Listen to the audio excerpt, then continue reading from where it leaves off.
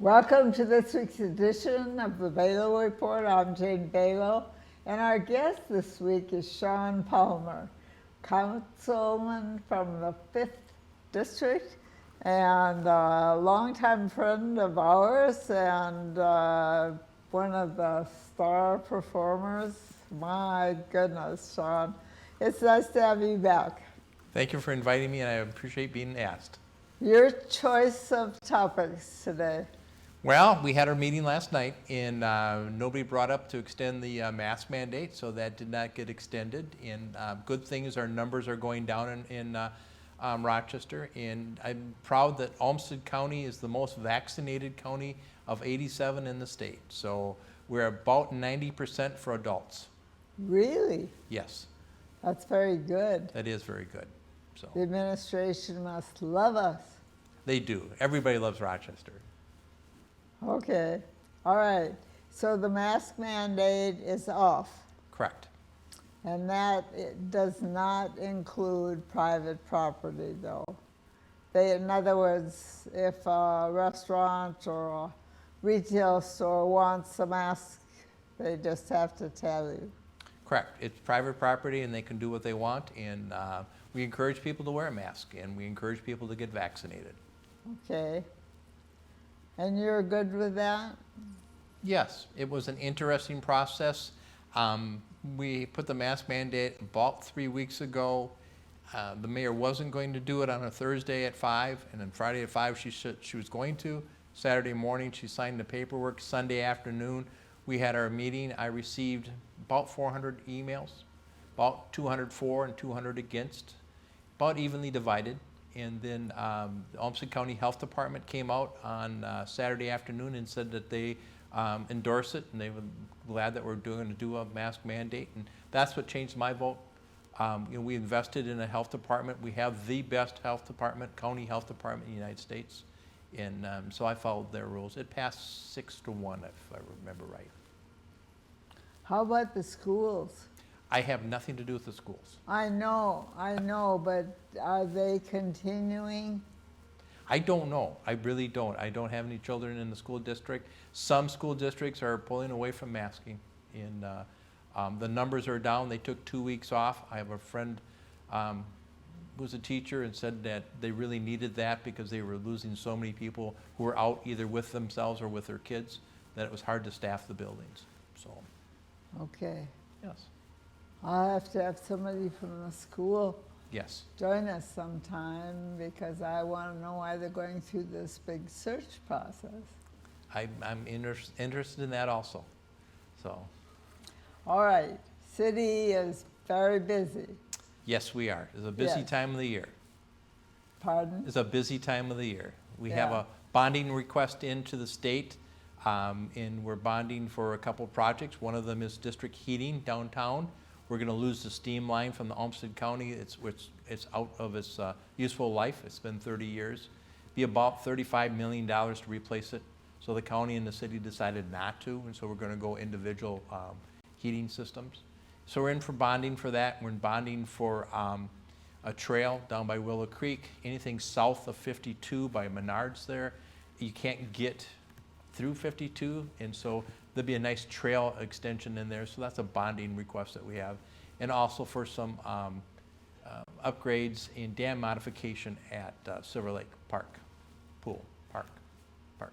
And the sales tax must first be approved by the legislature. That's the second subject, and that would be the sales tax, which is Yep. different than bonding. But the sales tax extension it is going to run out about 3 years from now. It will expire after we fully fund everything that we put into it.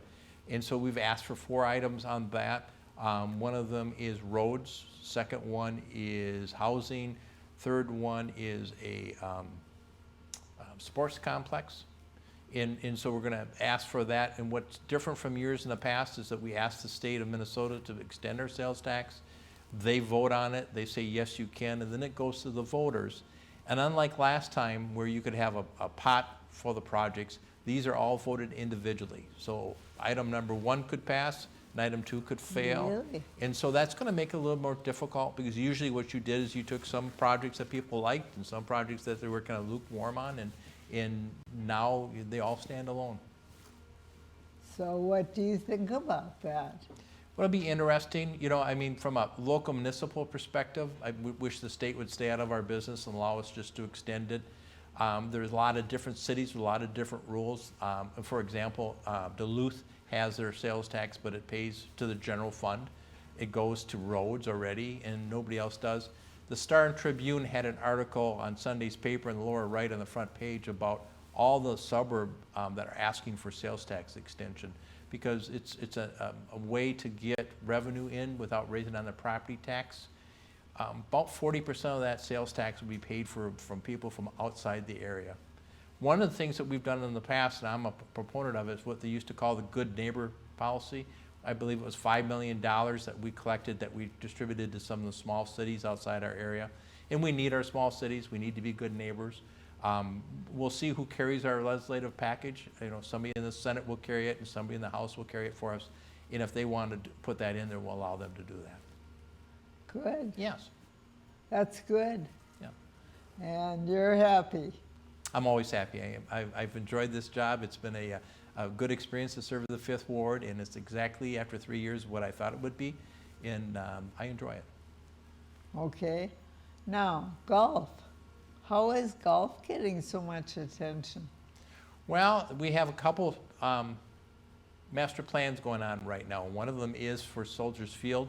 They have a master plan, and we're going to update that. But about 2 years ago, we asked for a golf plan, and it took them a while to get it, and they brought it in to the city council to us 2 weeks ago, and they asked us last night to accept it, and there was some discussion.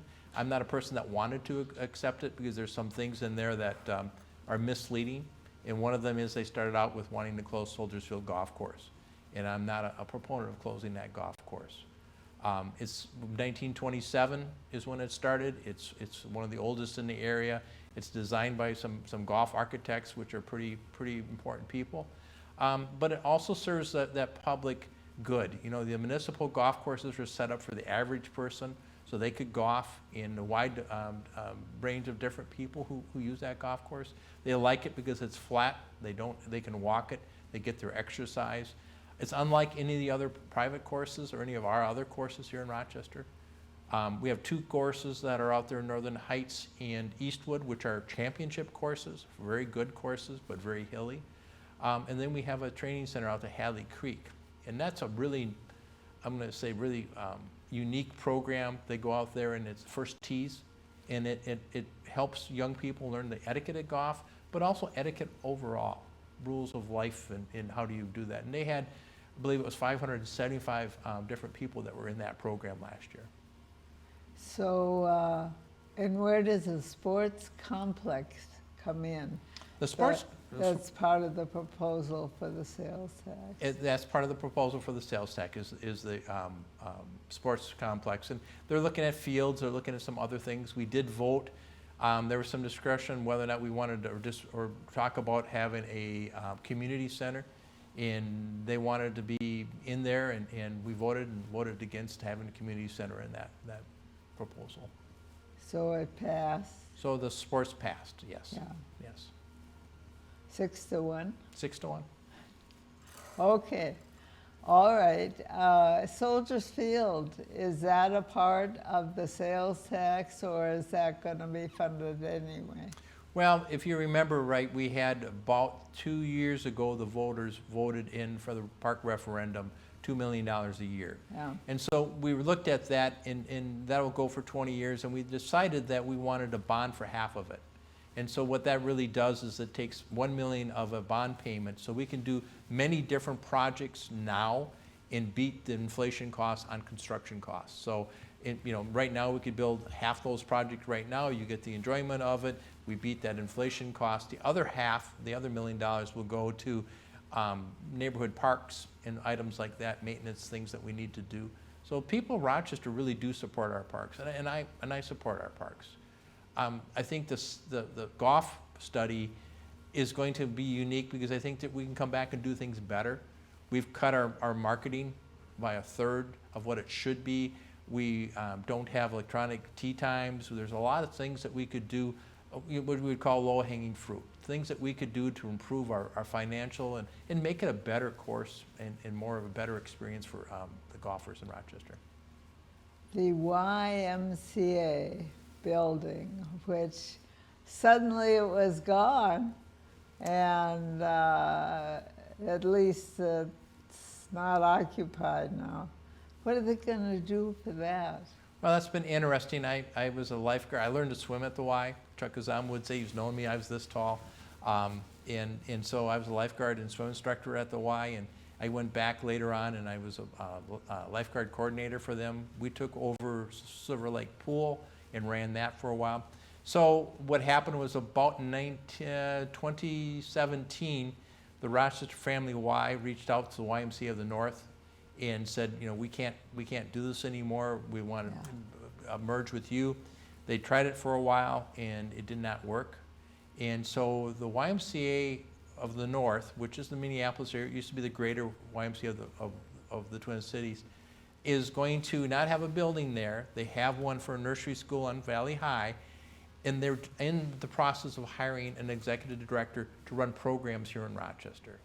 So when they sell that building and they have people who want to buy that building, the difference between what they had for debt and what they have, they will keep that in our community and have different programs that they'll run. Long answer, but I'm excited about that part of it. The building was built in 1964. It was hard for them to maintain. Yeah. But it's a huge loss for our community to have something of that sort to be gone. What do you think will win in the lottery to buy it? I don't know. I talked to the YMCA of the North people, and last Thursday they had quite a few developers come through. I think that it's a great location, and I don't know if they'll keep the pool or not. The pools are worth about $20 million to rebuild them because they have the new water park, and there's some talk that they might put some senior housing in there. It would be a great location for a senior housing. Will we do okay without a building here? Will the Rochester Y, do as well? I think that they're mission driven. I'm involved with YMCA Camp Olson. We're mission driven. And we went from 400 kids coming to camp to about 1,300 kids coming to camp. So when you have a mission and things have changed, back, if you remember back when Chuck was on TV and doing aerobics, that was something new. In the 70s, people didn't work out that much, and then that's what the Y did. They had racquetball. They offered services to people. It was really a community asset. They worked with a lot of nonprofits. And so I believe that they'll do that again, that mission. And I think that I'm excited that they're staying in Rochester. And I think that they have a lot to offer to Rochester as a YMCA. Okay. Now, what about this bridge that's supposed to extend 6th Street and create a thoroughfare by downtown over the river and into southeast Rochester? Yes, if you drive south on Broadway by the fire station, there's no left-hand turn, and there's a left-hand turn lane. And so they're going to propose a 6th Street bridge to go across there. I'm hoping that it's just 4 lanes and a walkway, and there's some people who want it to be big and beautiful, but I don't know if it needs to. But then it will go into the old Ampey site, and Ampey was bought by a local developer, a very good family, and they're coming up with a plan. They own the Kmart site, and then they bought the Ampey site to redevelop all that. And I think you're going to see some really, really great things going in there. They did some projects in Hastings. I went up there and looked at the projects that they did. They redid the old schoolhouse up there, phenomenally good project. And then they also did the Hudson Spray Factory on the Mississippi River and big convention center. And the family is involved. It's going to be generational there, and they're really looking to the goodness of Rochester. And so I'm excited for that. But that 6th Street Bridge has been something that's been on the CIP, on and off, I should say, since 1970. It's a need. Some people in Southeast don't like it. But, it's like a lot of things. Once it's built, they'll use it and they'll like it. Yeah. But the Civic Center, how will that impact our great big Civic Center?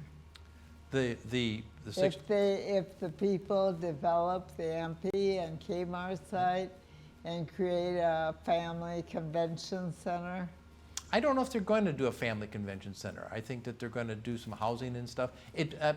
What I'm saying is that it's a family, Yes. that family owns that property and they're going to develop it. I don't know if they're going to be an entertainment center. There might be. I have not heard that. Yeah, Yeah. okay, Yeah. all right. Now, your list. Well, we went over the golf plan. That was a big deal last night, and we talked about it. The park system plan was done about 7 years ago, and 52% of the people have used the pools, and 47% of the people have golfed. Which is a high percentage of people who use it. The other thing we talked about last night was our housing code. And Rochester's been very fortunate, probably since the late 60s, that we had a homegrown housing code. It was 4 pages, and this is what you had to do. You had to register your rental property, and we'd come out and inspect it. And so now we've decided to go to an international code so that we have a complete code on it. And we talked about some little tweaks that we wanted to do. And we're going to incentivize properties that if they don't need to be inspected every 2 years, if they do a good job the first year, they don't have to be inspected for 3 more years. Okay. Yeah. And then they also looked at the electrical and kitchen, because things have changed since the 50s and the amount of electrical appliances. And if your house was built at this time, that was the code at the time, that's the code we're going to enforce. So I'm excited about how we've kind of revamped that system. And we're stepping more into the computer age with it, and registering online and doing things like that. So what would you do with that now? But do you, I mean, The building code that was, that one we'll just let go. The homegrown one just kind of morphed into something different. But now with the international code, it's one that's nationally recognized. It has some standards in it that are pretty much what we had, but a little different. okay. So, there's a balance between safety and a balance between affordability, and what makes sense and what is safe, and safe is our first thing. And we want egress windows, we want smoke detectors, we want to have CO detectors. A stairway height of 6'9" or 6'7" is not a big. There's a little difference in that, and so that's something you can see is not really a big safety issue. No, the council never had to deal with the Harwick house, right? That's correct. You were rescued by some people who bought it. Yes, And we were. that was going to be a tie to your idea of a lot size, minimum lot size of a smaller size than what it is now. Yes. Is that going anywhere? I believe that the people that bought it are going to keep it as one big lot. And, you're talking up on historic Southwest, and to divide that house up or that lot up, and it made sense from a financial perspective. And probably after it was built, I don't think anybody would have noticed it. But, when you're going to propose something like that in a neighborhood, it ruffles some feathers. Yeah. And do you see more of these happening as the cost of building homes goes up and the amount of land that's available is less and less within the city limits? Do you see lot sizes changing? Well, we're going to go, we're working on a new UDC, our new development code. And one of the proposals that I'm pushing is that we have no lot size or minimum. Right now, it's about a 6,000 square foot lot. I'd like to go down to a 2,000 square foot lot and have some people have some other ideas. It doesn't mean that you can't have a 6,000 square foot lot. It's interesting with our housing. That's our #1 issue, and I think it perplexes some people. I've been in the construction industry for almost 40 years now, and you go back to the Maxfield study that they did.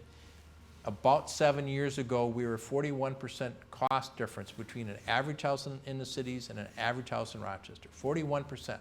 So if you have a couple and one works in Rochester, you're going to live in Rochester at 41% difference. We're now down to a 12% difference. And I've asked a lot of professionals what the answer to that is, and I attribute it to the change that we had for our trunk line on our sewers. We increased that immensely. And it cost about $4,000 a lot to put a sewer, that we have to charge for our sewer, and there's a multiplier in a house, so that raises the cost of that house by $20,000. Wow. And what I'd like to see us change is to go to a bond and bond that over 20 years, have those people pay for that over 20 years, make it more affordable for people to do, and then get more houses built in Rochester. We grew in our last census tract about 12%. Pine Island, Orinoco, and Rochester Township grew about 28%. And so there's people wanting to live in this area, but we should want them to live in Rochester. So that's going to be an interesting debate, whether or not people are going to be willing to step up and do that. Well, as long as we can do it locally and the feds don't tell us we have to, that makes a difference, I think. Yeah, and it does. And you know, I always tell everybody and remind our state legislative people, you know, as a city council member in Rochester, we have an airport, we have a bus system, we have a sewer plant, we have RPU, electric, we have water, we have a library. If I'm a city council person from Minneapolis, I don't have any of that. They have the Met Council that does it, or they have the MAC. And so there's a lot of things that the city council member does and has responsibility for. We have over 900 employees. Does the redistricting affect the city council representation? Yes, it will, and they're working on it right now. They're doing some public engagement. Our charter, and you're familiar with our charter, you're on the Charter Commission, it tells us how we are going to redistrict, and it's going to be in north and south and east and west lines. We have to be somewhat the same size. And so my ward, the 5th ward, grew 11%.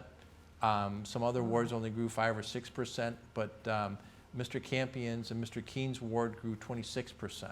And so we'll move some of those lines around, and I anticipate picking up about 300 new households. Okay. Yeah.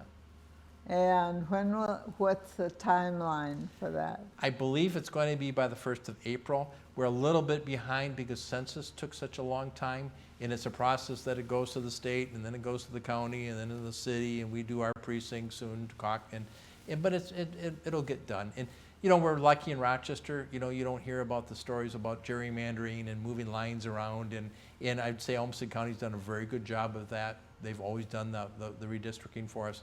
When we split with them, then we have to do it this time, but we're not going to be gerrymandering, and we don't really have neighborhoods of poverty that a lot of other places do.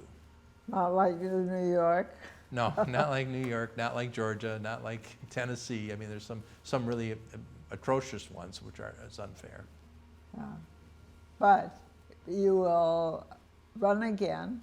Yes, I announced, I sent out a flyer to my ward, 13,000 flyers the first part of December with an update of everything that we've done the last year and what we expect this year. And I did announce that I was running for city council again, and I enjoy the job. It's been fun to serve the 5th ward. I know you do.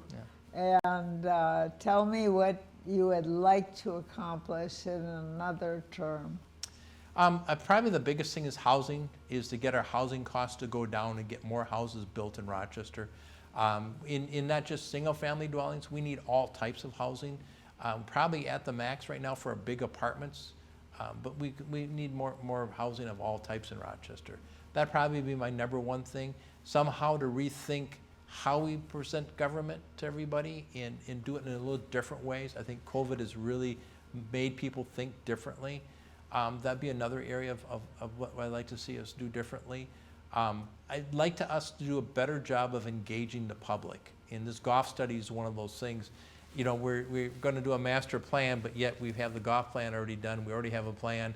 Instead of saying, you know, well, bring people in and have them rubber stamp something, I really do want that engagement. And engagement is not just my friends showing up, but it's how do you go out at 7 o'clock at night or 7 o'clock in the morning and reach different people, because a lot of people are working and they don't have that time or that expertise to get involved. And to me, that's to my heart to want to listen to just the average person. Now, where does the council come in on a project like on across from St. Mary's, where they destroyed 2 great big houses to put some multiple dwellings. Does the council come in before the planning commission or vice versa? It's the planning commission first. In our staff sit down with a developer and they'll sit down and they'll say, this is what I like to propose, and then they will say, well, this is the route you can go, or this is what you can't do or you can do. And then it goes to planning and zoning, and then it comes to us. Probably one of the bigger issues that we should probably talk about too is that we did rapid transit bus system. We talked about that yesterday and the change that that's coming up with. The cost went up quite a bit, and we're going to extend it. Rapid bus, I should explain, is going to be in the west parking lot of Mayo Clinic. They have committed to putting housing there and do a village type of thing where you get on that bus and every 5 minutes or every 10 minutes a bus comes and will go down these different stations. I believe there's 6 of them, and they'll go all the way down to the old Fullerton lot, and then they'll turn around and they'll go back, and it will go around until 11 o'clock at night, and about 90% of that will be serving Mayo Clinic employees. But it should get the parking to be freer downtown and be more convenient for everybody. So we're asked for federal money for that, and we're in that process right now. Are you happy with the chateau right now? I don't think anybody's happy with the chateau right now. Okay. It's been 7 years that we've owned it. The first proposal was a floor that levels out, or seats that come up, and put it back to Performing Arts Center. That's kind of the thought process I have, is having even more of a Performing Arts Center. We have an interim use for 3 years, which I'm not sure I want an interim use, but I was on the odd side of that, so it was a 5-2 vote, I believe, on that. But we have a company that's going to come in and do some art stuff in there, and it's a tough space, but it's going to be beautiful once it gets done. As far as the outside, we've done all that construction, and the Peace Fountain is back in, and I think people will like what's there once it's done. The heated sidewalks are nice. In Minnesota, it's nice to have, but also in the medical community, it's nice to have a heated sidewalk.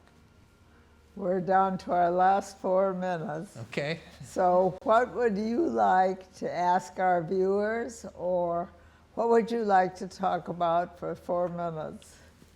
Well, I hope that people feel that they can contact their city council person and come up with some ideas. The hardest thing for us is when we knock on people's doors and listen to people and they say our property taxes have gone up. And the majority of the reason for that is that the value of your home has gone up. In Rochester, our values have gone up a lot. The plus side of that is we're not like Duluth, we're losing value, but we're gaining value. But it's hard for somebody who's on a fixed income to say, I can stay here, because if your taxes are $6,000 a year, that's a big nut to crack. And on a fixed income, that makes it tough. So somehow, if we could have some ideas of what we can do, I think that people in Rochester like the services that we have. I think they want quality services, but I go back to what we should do, and in my heart, it's public safety first, police and fire. That's our number 1. Number 2 is public works, which is roads, and then number 3 is parks. Everything else is kind of just extra, and we need to concentrate on what we need to do. And so, just getting that person to say, hey, have you thought about this and stuff. I've had a lot of phone calls. When I sent my flyer out, I put my phone number on there, my email address, and I'll get, once in a while, I even get a letter in the mail that says, hey, did you think about this? So that would be, to me, is how do you contact your council person? How do you get your idea thought through and have your voice get listened to? Okay. How about DMC? How is it doing? You were not real happy with it last time we talked. How is it doing now? I think DMC needs to do a better job of marketing. It's bringing an asset, it's bringing revenue from the state of Minnesota. Mayo Clinic is the largest employer in the state, and I think people forget that. And it's one of the largest employers in the tri-state area. We have people come from Wisconsin, Iowa, and from northern Minnesota. I believe the last I heard, 81 of the 87 counties, they have an employee from. So that kind of tells you where Mayo Clinic is driving. And any other city in the world would love to have a Mayo Clinic. But the DMC, we did Discovery Walk. About 75% of that cost of Discovery Walk is underground. It's the sewer, it's the storm sewer, and there's lots of stuff there. And then the sidewalk when it gets done. When that project gets done, people will like it, but getting there is tough. I think the other thing that we have that's wrong with DMC, or the hardship on it is that the cost of upkeeping all these items isn't included. And I think that makes it difficult, because that's an item that's gonna go onto the taxpayer roll, and it's not always fair to all the taxpayers. Are we overbuilt yet? I would say not, because hotel prices have not come down. The room rate has not come down, and either has availability. They want about 70% occupancy. Anything more than that, I think when we were running without COVID, we're about 89, 90%. And as far as the apartments go, you kind of watch that market, and if you see them giving 2 months of rent for free, that would tell you that we're overbuilt. And I have not seen that. We're about $1,300 for a 2-bedroom apartment, which is really expensive. And there are older apartments out there for $700, but that $1,300, you've got to make some good money. But the other side of that is that a lot of people here in Rochester are here for 2 to 3 years. They're not going to buy a house. They're not going to live in Rochester for a long time. They're working in a lab. They're doing their education here, and they need to have those apartments. And if you're from a different culture, $1,300 is not a lot of money if you came from the West Coast or the East Coast, or you came from the Asian countries. It's not a lot of money. Shaun Palmer, if you could have one question answered by our viewers, what would it be? How do we contact you? How do we get you to hear your voice? Okay. All right. Anything else before we go? I don't think so. And feel free to give me a call or an email. My email is palmerward5@gmail.com. My phone number is 507-254-9484. Okay. Thank you. Thank you. I appreciate being here. Shaun Palmer from the 5th Ward. And we thank you, our viewers, for your interest in the city, in its surrounding area, and what we can all do together. Thank you, and good night. Have a very good week and a very good evening.